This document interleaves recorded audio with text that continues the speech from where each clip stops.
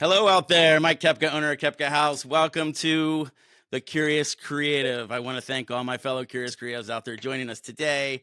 I want to introduce my buddy, video marketing maverick, Ben Marcheski, coming to us from his home base in Virginia near the Washington, D.C. metro area. He has spent 15 years doing marketing and promotions for networks you may recognize like National Geographic, PBS, TLC, and a load of channels for the Discovery brand. Now he's the creative director and program manager for a company called FedWriters, where he manages teams working on publicity campaigns for largely government agencies. We're lucky to have Ben today. He's got 4 kids, and we've had to reschedule this actually 3 or 4 times because the man is so busy. Ben, how are you doing today, my man? Good, Mike. Thanks for having me on the show. Appreciate it. You're listening to The Curious Creative with your host and video expert, Mike Kepka.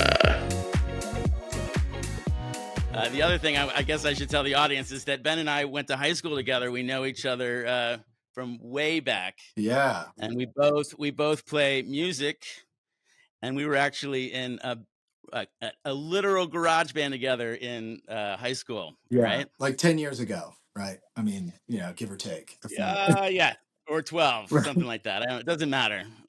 Yeah. So, Ben, tell me, we haven't really talked much in 30 years. Tell me what you've been doing. I had a whole different career, and now I'm doing video with data-driven stats that we're showing our clients. What have you done?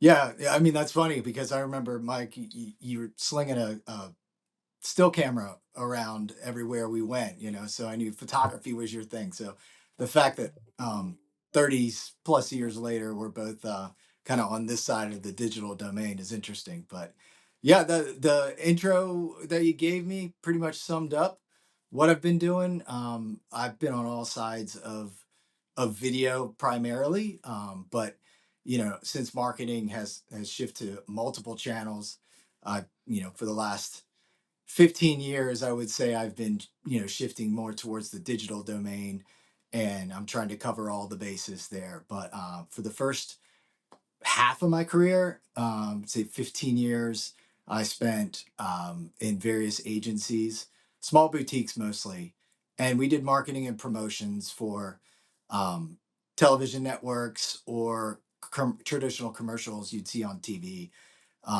or web advertisements, built websites, etc. So more on the creative content side with a marketing strategy, and we were a component of it.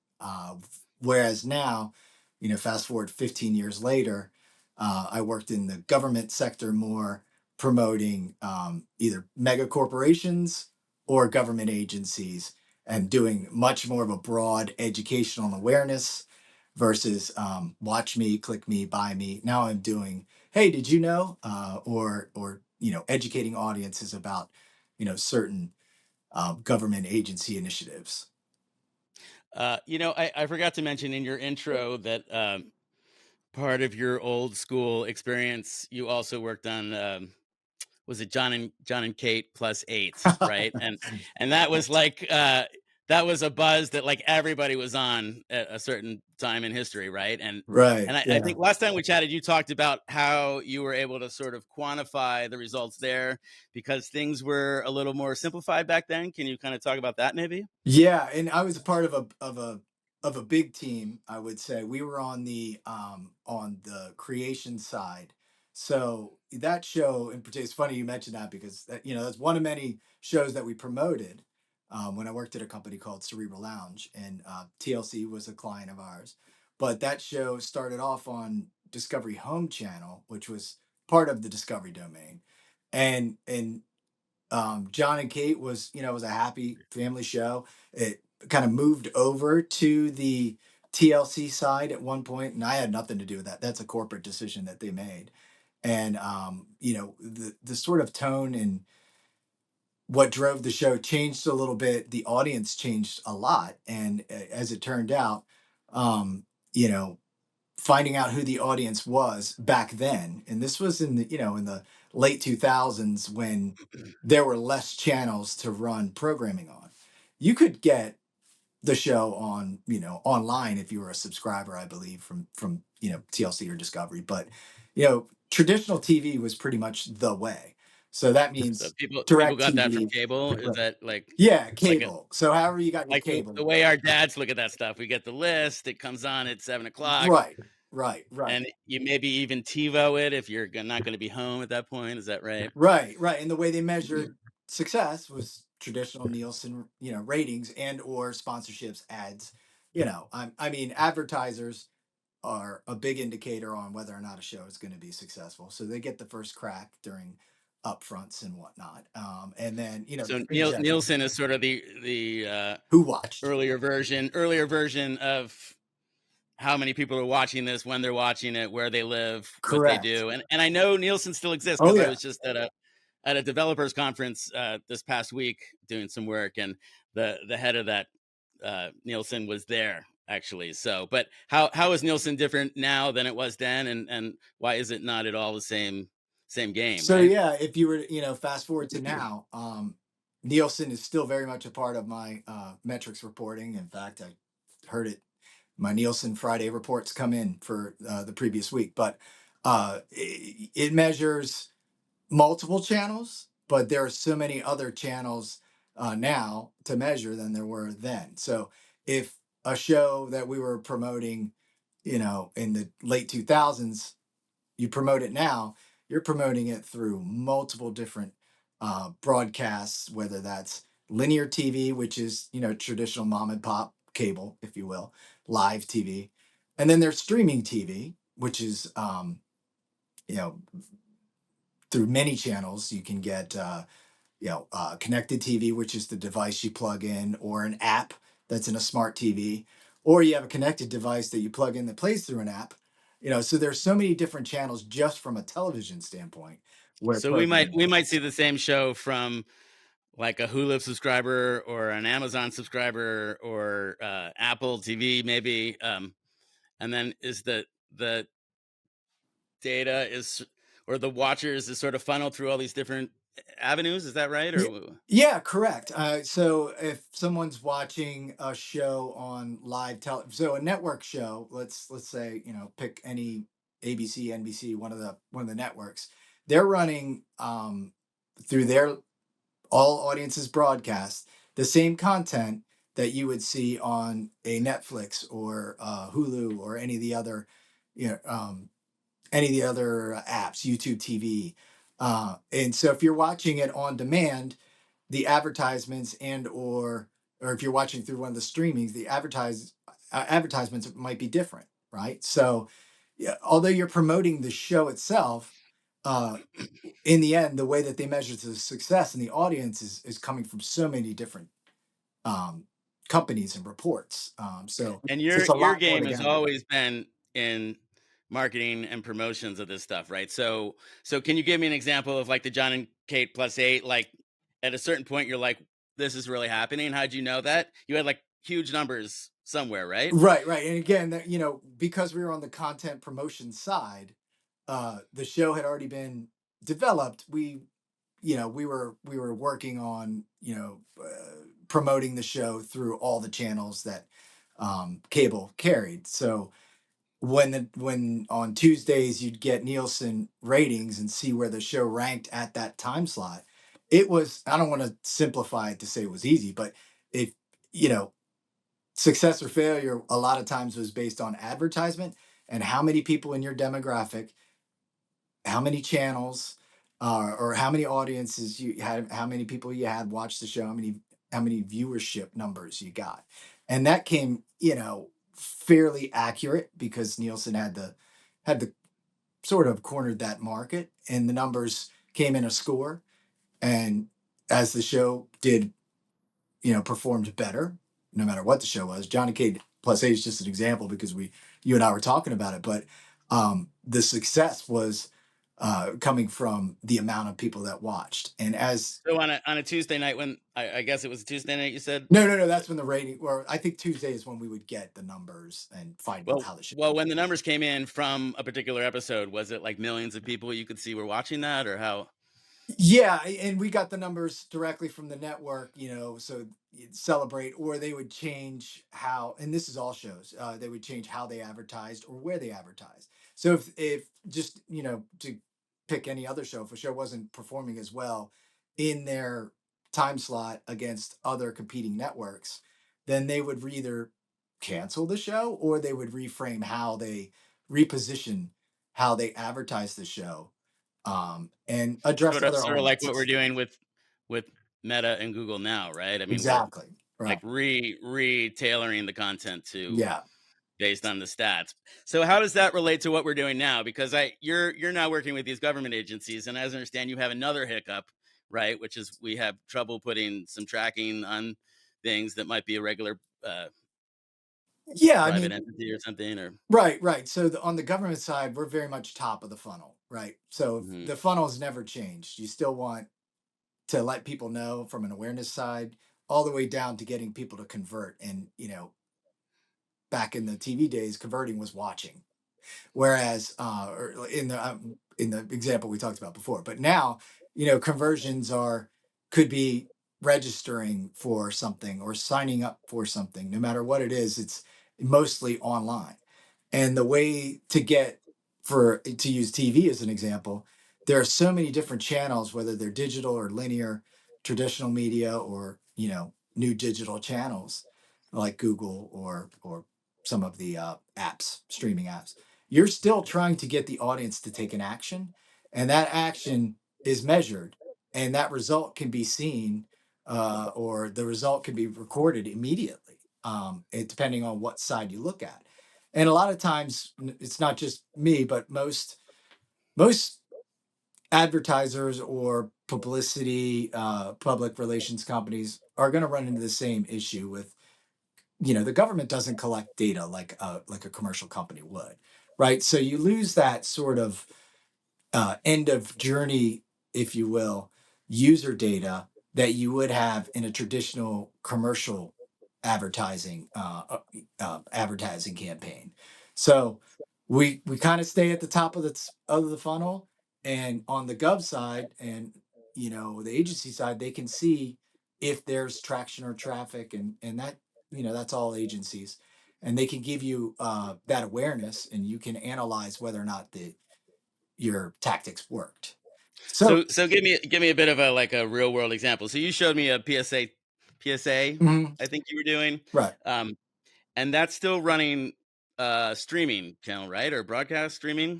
everywhere. Yeah. So we're running Except that. except you're counting a conversion when they actually do the call to action. Is that right? Like, are they going to the URL, or I didn't notice a QR code or anything. Right. No. So that was that.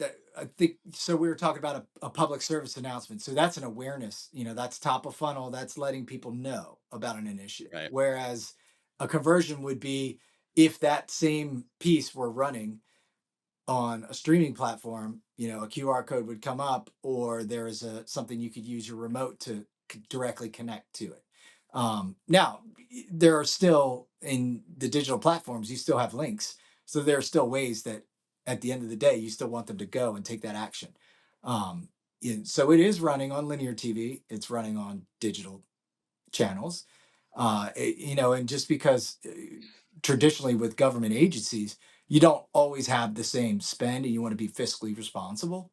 So it runs through public service networks, which gives your first go at it. There are so many free or discounted options for a government agency, whereas Right. you're not going to Right. get Right. I that mean, with fixed. traditionally in the smaller campaigns I'm working on, it does seem that the awareness stuff is a lot less expensive. And then as you hone your audience, then it starts to pick up, right? Yeah, So that was going to be my next question. I mean, if you've got this awareness campaign with the PSAs you're doing, and then you get them to show up at the URL or whatever, do you ever send them other bits of content after that to yeah, kind of refine that audience? I mean, that's what we're actually creating. We call it ACDC. So it's awareness, consideration, and then your final group is decision. right. And those people have already seen your information at least twice. And by that time, they're ready to click go or whatever it is you're looking to get them to do, right? Is that How does that relate to what you're doing? Yeah, so from a retargeting and remarketing, because we don't have back end user data for any government campaign that we're working on, we tend to build audiences up front with analytics and research. So we're not inputting data, we're not harvesting any data from general public. We build personas based on media consumption, and we try. That's the challenge, is trying to find your audience when you don't have that data you're talking about. So you still get measurements. You know how many impressions you get. You still Right. get that from Nielsen, how many Mhm. views. You still get all of the Google data that you would from on the front end, from how many impressions, views, any piece. And yes, we're running multiple digital campaigns, not just video, but static social media. We're Mhm. trying to cover all the bases because we have such broad audiences for these initiatives. And from a PSA perspective, if it's a national campaign and you have a really large audience, like 30, 50 million people, you have to cover a lot of bases with very limited funding. So when it's time to go back, you kind of have to rely on your client to give you insight on where that might need to be. And that's not data that's typically shared. So it all depends on like a COVID, for example. They had a live map of how many people were getting shots in certain places, and that's gold for the public relations company, because those states that weren't highlighted, those are that's obviously they need more education or information about um, you know, the initiative, or trying to help them to go to a place where they can get to know more. That's kind of our priority, is getting, pointing our audience to learn more about XYZ, um, call to action, insert whatever the initiative is. Right.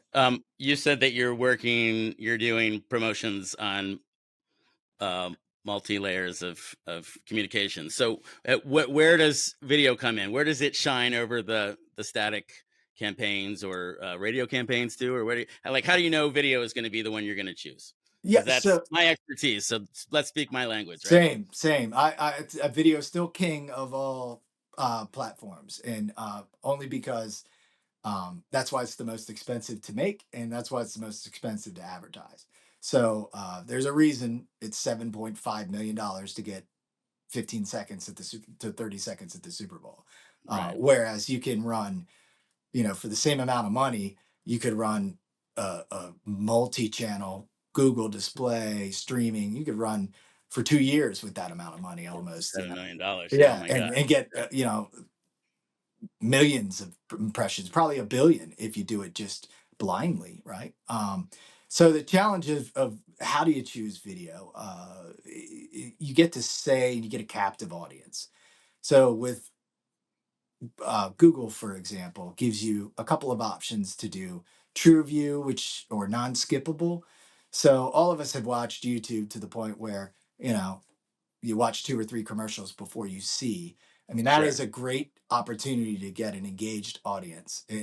It's typically one, whereas TV is measured by usually P2 plus, meaning two people might be watching a linear show, Hmm. all audiences. Where when you're streaming, you probably have one set of eyes on a mobile device versus people huddled around and huddled around a So ton. you're like on YouTube. You're talking pre-roll stuff. Is that what? Right. Yeah. Pre-roll is a great example, because sometimes when they want to skip it, they may accidentally click the ad, so you might get a false information on a click, but still it's driving the user to whatever you're asking them to look at. So um, video uh, gives you more options to get a message out, and kind of see and say to audiences, versus just one static banner or an animated GIF, if you will. GIF, speak your language. What's your recipe for engaging with people in video? I mean, like, is that Yeah. is that script, color? Is it location? Is it an actor that looks a certain way? How do you start All that? of those things. I mean, it all starts with your strategy. Your research and your strategy, and we don't press record until every second of that day is planned out. And for FedWriters, is very good with a strategic approach, and no matter what the medium is. And so we have a lot of experience in the pre-planning, program, and project management side. So I have just at my job now, I have tremendous reach back to others that can support that strategy and all of the elements and assets that need to go into it. So before, to speak the video language, the pre-production of the three phases, the pre-production side doesn't even happen until you have a strategy in place. And that's, who am I reaching with the right message? Where am I reaching them? What time? And how does it resonate and connect with them? And I think video gives you that personal connection with the audience that you don't get from static or from anything that a user has to read. And I really think that the secret is, it's no secret that video helps you with what you want to think, and it can influence you to make a decision, but the tone that you set tells you how to feel.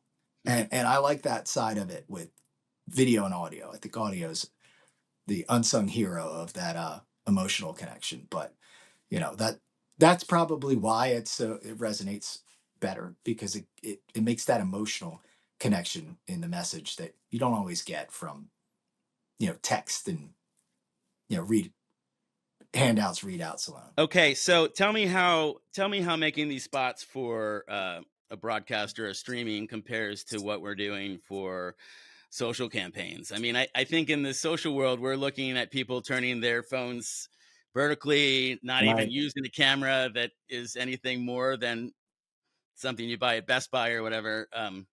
How does that how does that variable differ in your world? I mean, I imagine you're still looking at some pretty sophisticated production, right? Right. I mean, Yeah. you're engaging with these people, and whether or not they've thought about it, you're still doing cinematography, right? To get the message across. We are because we're still using broadcast channels, and that requires the highest resolution. Now, that's not for everything that we do. There are some webinars and podcasts and whatnot that it's okay to dial it back, and you don't have to have you know uh, large crews to do that. And Right. We're using an iPhone 15 and a webcam on this one, right, guys, but yeah, yeah, it's don't a tell. different purpose. I think maybe it's the purpose of where your video is going to land, right? Right.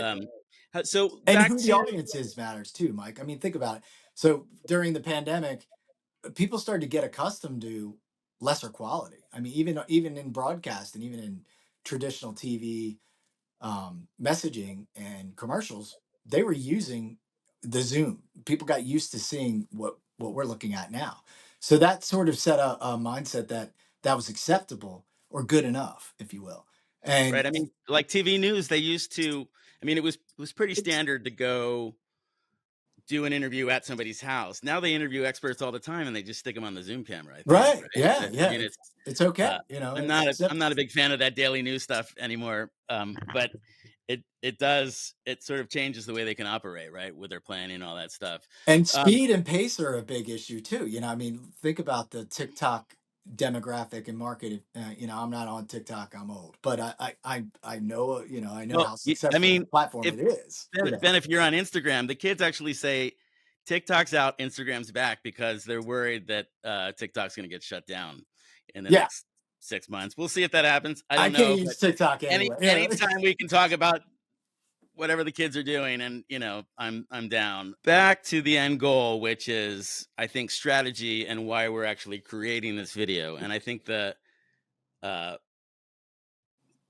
what I'm trying to get across to my new clients is the idea that we're not doing this blindly, right? We're Right, creating content based on sort of metrics that we've done before in the past, right.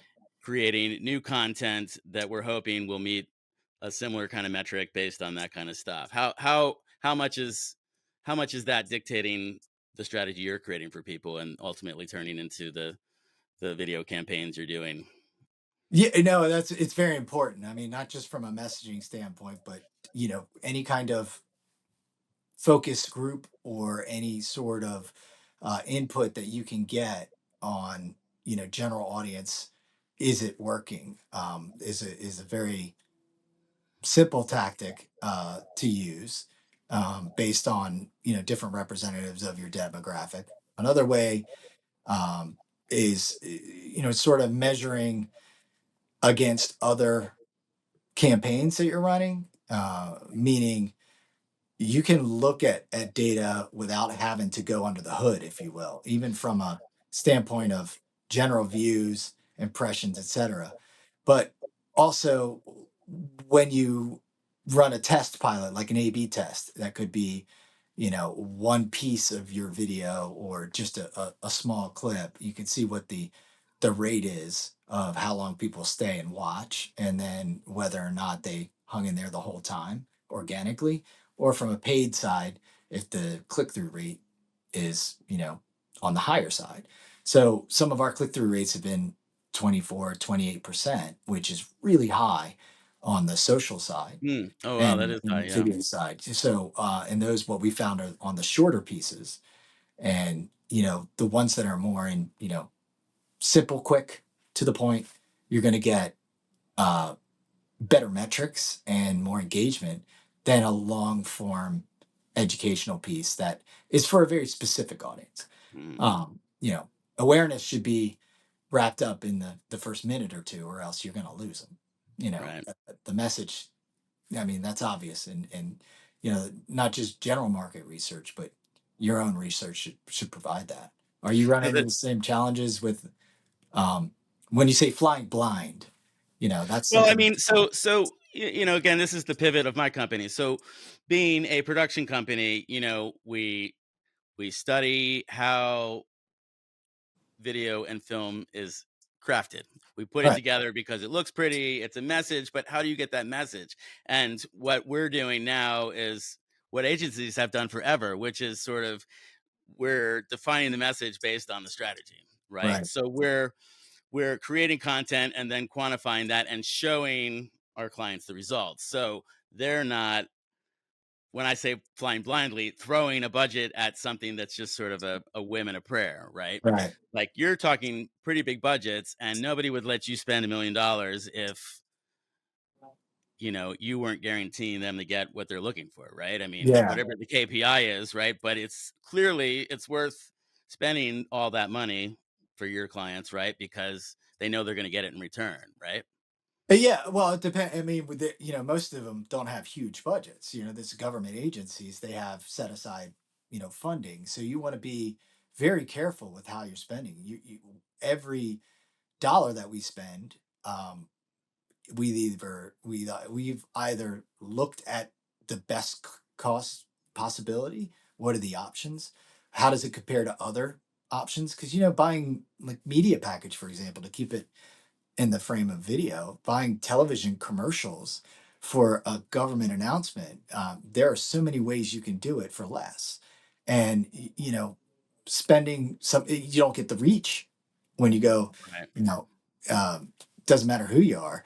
Um, eh, most advertising channels aren't going to sell their prime spots or slots to or give them away for greater good. I mean, there are times that those are available, so you can get them, in bulk pricing as well.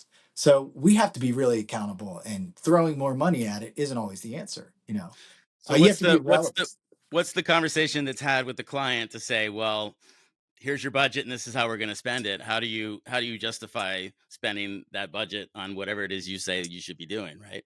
How do Right. you do Well, that? when how the real world works, it's they tell you what the budget is. So, Right, I understand they tell you what the yeah. budget is, but still you have to show them how you're going to use that budget. They don't Oh, just go, "Here's absolutely. here's some money, do it," right? Right. Like, No, no, yeah. It's a completely collaborative, because they have really capable people on their side as well that are, working this initiative. And so it's a collaborative experience, really good. It's, mostly um, planned in the strategy phase of what are the goals, strategies, and tactics. And part of that tactical part is your overall communications plan, all the channels, allocating and being flexible enough to reallocate, but never going over that budget number, because in the gov world, that's set aside money. There is no overspending that. You can't. That's it's you know what you have right up front, and you're contractually not going to go over that normally in a general campaign. Before we wrap this up, Ben, I have one more question for you. Then I'm gonna take it back to you. But how do you know you've won? How do you know the campaign is working, and you get the gold star from your team or the clients? Well, so we see the awareness side. We can get the awareness metrics based on the channels we're using. So when we deploy any messaging, or we see earned media as a big part of publicity campaigns. So it's not just what we're putting out there, and there's not always money behind it. You can do organic media and the earned media. What's the groundswell saying on social media? Doing all the social listening, looking at all the earned media coverage you're getting. That's a big win. When the sentiment analysis and everything's positive, the KPIs are met. If that's awareness, you're looking at impressions, views, clicks, however it goes. And then on the gov side, whatever their initiative is, if it's to get people to sign up, if it's to get people to register, and they tell you where they are, whether it's working or not, that's when you get that's the ultimate metric of success, is if they're successful. Now, it's nice when you do something and you get compliments, it looks great, or but that's wins awards, whatever it is. If it doesn't meet the KPI, what's the return on ad spend? Whether you're commercial, government, doesn't matter. Right. And Are you building?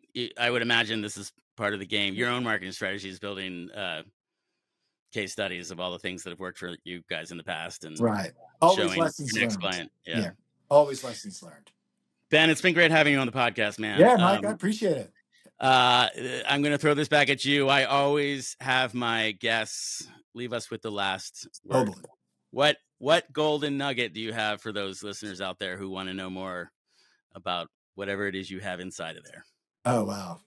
Well, I'll apologize in advance, but I mean, the hardest for guys like you and me, Mike, we've been in this game a long time. We changed from a tactical side. We're both in creative. We're still in creative, but I would say something that I always, you know, force myself to do is keep up with the ever changing landscape that we're in. Creative is not enough, right? It's not enough to just be creative. You have to stay relevant, and then to stay relevant, you have to know from a strategic standpoint the front end, how to develop and craft your message that's relevant, and the back end, how the audience receives it and where they receive it.